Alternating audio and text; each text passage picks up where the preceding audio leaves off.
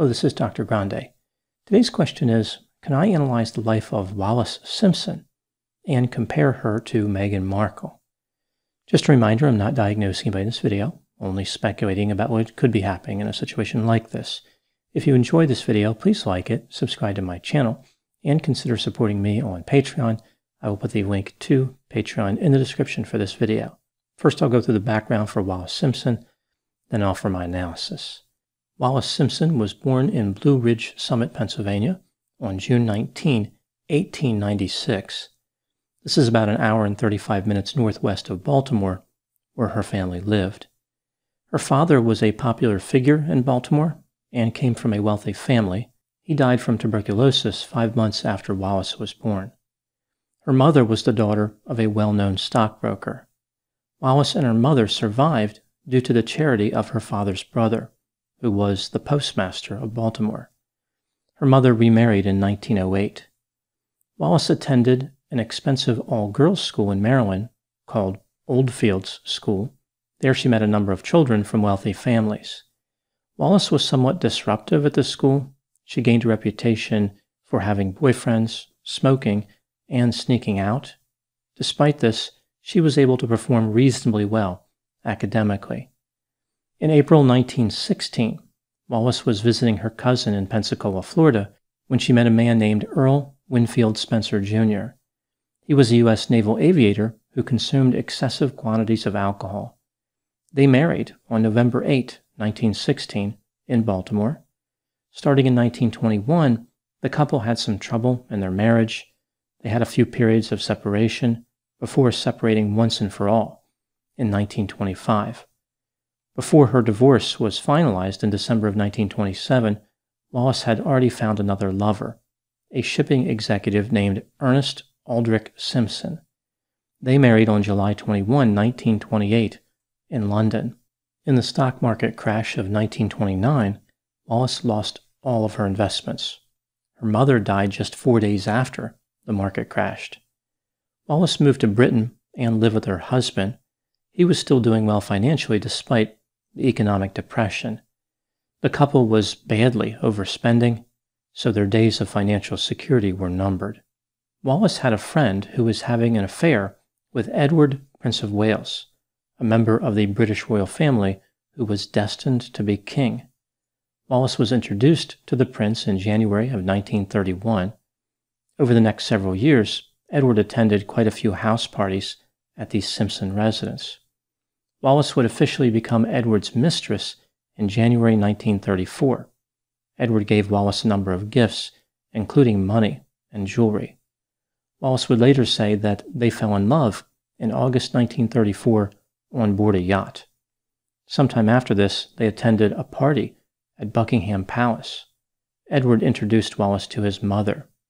Edward's father had a strong negative reaction, as divorced people were not typically invited to those parties. Over time, Edward's staff started to notice that his relationship with Wallis was consuming all his time and energy. Perhaps nobody would have really cared too much about this, but then everything changed on January 20, 1936.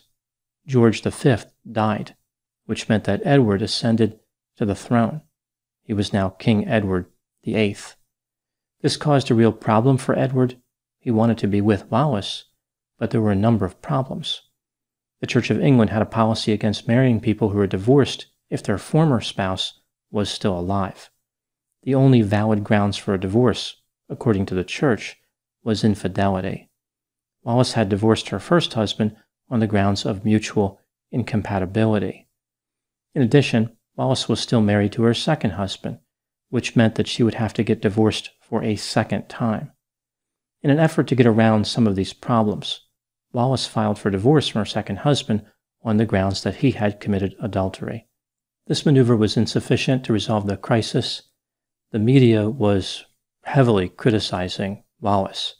She moved to France and spent several months there in order to escape. Edward only had one other option if he insisted on marrying Wallis, namely, he would have to abdicate the throne, which he did on December 10, 1936. He was the first monarch in the British royal family to have abdicated the throne voluntarily.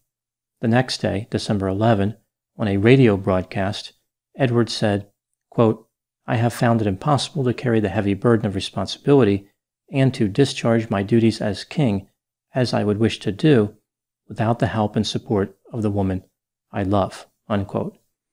Edward's brother, the Duke of York, ascended to the throne as George VI that same day. Edward moved to Austria and waited for Wallis to get her divorce from her second husband finalized, which would occur in May of 1937. Edward's brother, King George VI, gave Edward the title Duke of Windsor. Edward and Wallis were married on June 3, 1937, in France. Wallis became the Duchess of Windsor, but could not use the style Her Royal Highness. She was not happy about this, and sometimes used it anyway in her household. Wallis would never be considered a true member of the British royal family. She lived her life in kind of a strange position where she was despised by people who supported the monarchy, but also not that popular with people who were indifferent about the monarchy. People tended to keep their distance from her. One person who didn't was Adolf Hitler. During a visit to Germany, he said that Wallis would have made a good queen. A compliment from Adolf Hitler is worse than almost any insult from anyone else. This statement led to theories that Wallis was a German agent. At the beginning of World War II, Edward and Wallis fled from their home in Paris. In August of 1940, Edward became the governor of the Bahamas, and the couple moved to Nassau. This was not considered a good appointment. Wallis did not like it there and would insult the population of the islands. The couple returned to France after the war and the European theater was over. In 1952, they moved to a town just west of France, and they would remain there for the rest of their lives. They would occasionally go on expensive cruises and other vacations. They hosted lavish parties, and they never had to work. Prince Edward, Duke of Windsor, died from throat cancer on May 28, 1972. He was 77 years old. Wallis had an increasing number of health problems over the next several years. She eventually developed dementia. In 1980, she lost her ability to talk. For the last 6 years of her life, she was bedridden. Other than physicians and nurses, she had no visitors. Wallis, Duchess of Windsor, died on April 24, 1986, at the age of 89. Now moving to my analysis. Here are my thoughts on a few areas that stood out to me in this case. Item number 1. Edward abdicated the throne because he was not allowed to marry Wallis and make her queen consort. He could have simply maintained a relationship with her as his mistress. Alternatively, there may have been a way to compromise with the royal family and marry Wallis if she only became a duchess and not queen consort. Edward refused to entertain any option except Wallis becoming queen consort. The reality is that Edward never wanted to be king.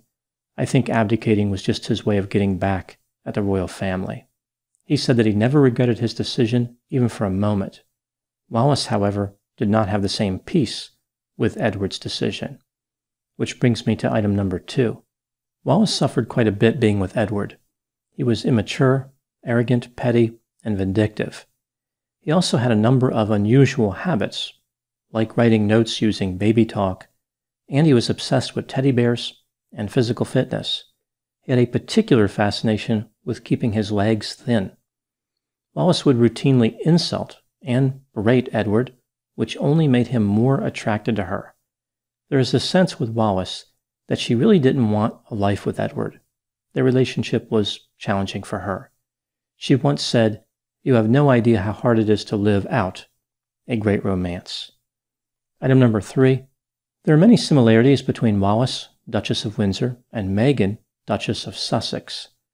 Here are a few examples. Wallis Simpson was an only child. Meghan Markle represents herself as one, even though she has a half-sister, Samantha. Meghan's half-sister actually sued her for defamation because Meghan claimed to be an only child, although I would be shocked if Samantha could win that lawsuit. Clearly, Meghan was referring to her own subjective experience. But either way, moving on with the list, both Wallis and Meghan were American. Both had been divorced. Both women were reasonably well off financially before meeting royalty. Both were in their 30s when they would meet a member of the royal family who they would eventually marry. Both women selected royal partners who did not enjoy school and were notorious for partying before getting married. Edward and Harry were both rambunctious in their younger years. Wallis and Meghan were both given the title Duchess after getting married. Both lived in exile with their husbands. Both women were characterized negatively in the British media. The men that the women married adored them, but the women did not necessarily feel the same way about their husbands. This item, of course, can be debated. Meghan makes it appear as though she's a big fan of Harry, but some are skeptical about her claim. Both Wallis and Meghan are very good at spending money on the finer things in life. Both women were blamed for disrupting the monarchy and disrespecting the traditions of the British royal family. Wallis Simpson wanted to be Queen of the United Kingdom. Meghan Markle believes that she is Queen of the world. Now moving to item number 4. What are the differences between Wallis Simpson and Meghan Markle? Wallis responded to repeated negative portrayals in the media by isolating herself. She once said that the criticism made her feel cheap and disreputable. She wanted to run away and hide. Meghan has responded to the criticism by being vocal and playing the victim. Wallis acknowledged that she and Edward broke the rules. She accepted the consequences of her behavior and felt shame. Meghan blamed the royal family and acted as if they pushed her into exile. Wallis was almost completely rejected by the royal family. She made the best of a terrible situation. Meghan was enthusiastically welcomed into the royal family. She made the worst of a good situation. Wallis did not speak ill of the royal family. She always wanted reconciliation and acceptance from them. Meghan cannot seem to stop speaking ill of the royal family. Wallis Simpson was not considered conventionally attractive.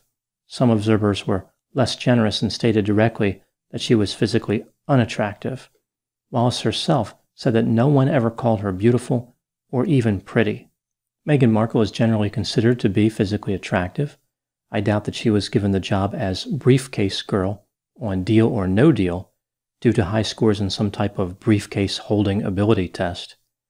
Wallis Simpson recognized that she was going to have to compensate for her lack of physical attractiveness in other ways, which she did by being charming, witty, and a great conversationalist. Meghan Markle assumes that she is witty and good at conversation. Wallis Simpson was labeled as ambitious by the media, and it was an accurate characterization. Meghan Markle pretends that the media called her ambitious when they actually called her a social climber. Wallis had insight. She recognized how she was being perceived by others. Meghan does not have insight. In her mind, if people are critical of her, it's because they are at fault. Now moving to my final thoughts. Wallis Simpson lived a life of suffering for her husband's decisions. Edward was happy to play the role of martyr. I think that's what he actually wanted. Wallis would have been much happier as queen consort. Despite their curious choices, they lived their lives in exile without frequent complaint. Meghan Markle and Prince Harry believe that they have found a way to beat the system, a method that eluded Wallis and Edward. Meghan and Harry have chosen to bombard the public with media products and other highly visible business ventures in an effort to win them over. They're going to construct their own reputation, which will amaze people. Ultimately, the couple will find out that there is no way to beat the system. They have just become noisier versions of the Duke and Duchess of Windsor. Those are my thoughts on the life of Wallis Simpson and the comparisons that can be drawn to Meghan Markle. Please put any opinions and thoughts in the comment section. They always generate an interesting dialogue. As always, I hope you found my analysis of this topic to be as intriguing as a briefcase-holding queen of the world. Thanks for watching.